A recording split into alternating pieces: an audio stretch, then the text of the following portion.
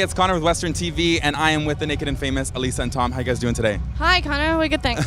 We are good. So, welcome back to Canada. You've been here before? Yeah, a few times. Okay, a little different than LA, kind of? Yeah. No political drama, that's for sure. No, it's chill in Canada. Now, you know, if for new fans that haven't necessarily heard of you guys, how would you describe your sound?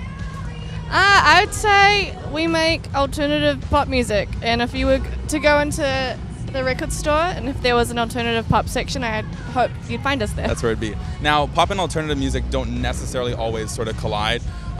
Would you guys in the future ever put out just a pop record, just an alternative record? Would you ever do like rock, Spanish?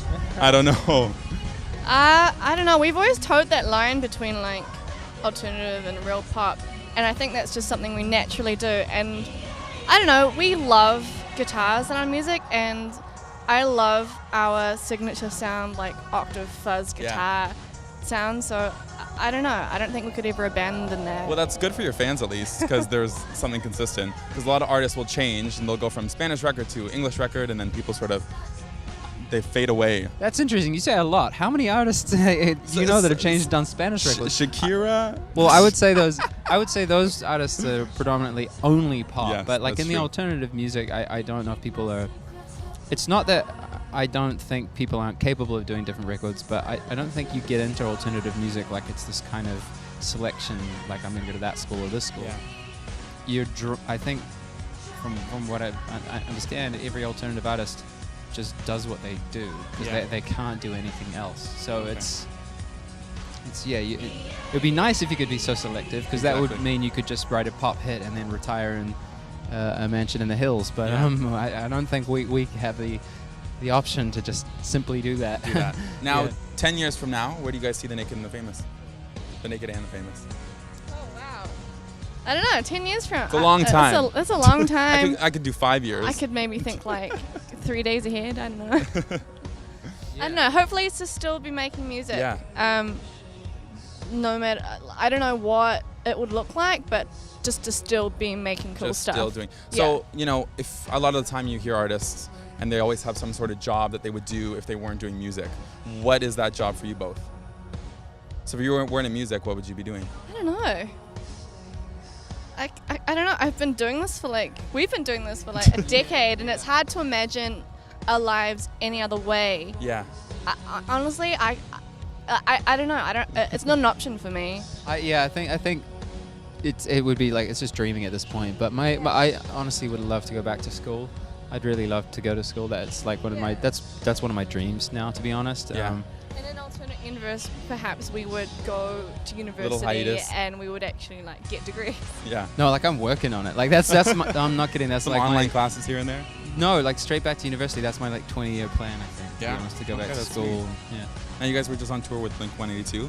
How was that? That must have been crazy. It was really cool. Their fans are so fanatic and sing all the words, and the audience spanned different generations of like Blink-182 eras. Yeah. It was really cool because it's really broad, and there were people of all ages who were really young, and then like cool fans who were fans of Blink from the early stages of their career. So it was cool to see for sure. Now, like your band, and I'm always fascinated to see how bands have sort of kept this healthy relationship throughout their entire years, and they last so long. How does a band like yours, you know, you have other members in it, how do you guys kind of keep the chemistry, keep the artistry, keep it alive, so that you don't sort of fizzle out and the music's still going to be there? Yeah, I don't know.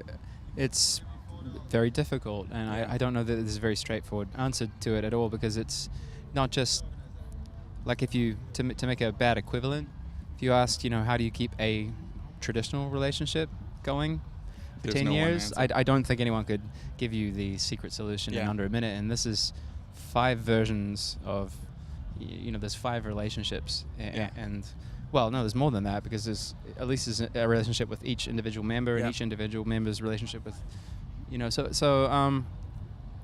I don't know, you just got to stick out. I think you have to believe in what you're doing. Yeah. I think there have to be compelling reasons to want to continue doing it. That's the main thing.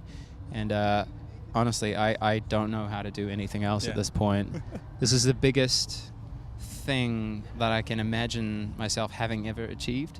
So for me, there's just 101 compelling reasons to keep it going. Okay, good to know. Now we're gonna do a game called Thoughts On. So basically, I'm gonna change the wheel entirely. I'm gonna name one thing, a person, a place, and sort of it's a word association. So the word I say, you guys the first word that pops into your mouth. You guys can do it together. You guys can do it separately. We'll do it separately. We'll answer separately to the one word that you can give us. Okay. So first one is poutine. Gravy. Jesse. Trump. Lol. Sad. What'd you say? Lol.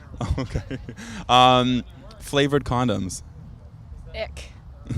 Stuck on Trump, sorry. I'm just thinking of illiterate, anti-intellectual, moron. I don't know. So I cannot get off that buffoon of an And you live there too. Yeah. So your Prime Minister, he seems pretty cool.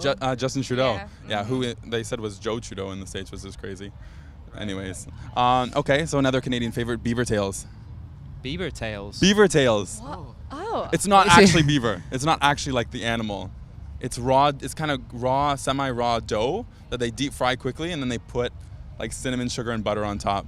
Oh, that's not something we're familiar with. Well, in New maybe check Zealand. one out. They have them here. Yeah. They have them Okay, here. cool. Well, Okay. I learned something new today. Okay. What about just New Zealand? Home. Okay. Canada as a whole. Beautiful. Beautiful. Toronto. Green.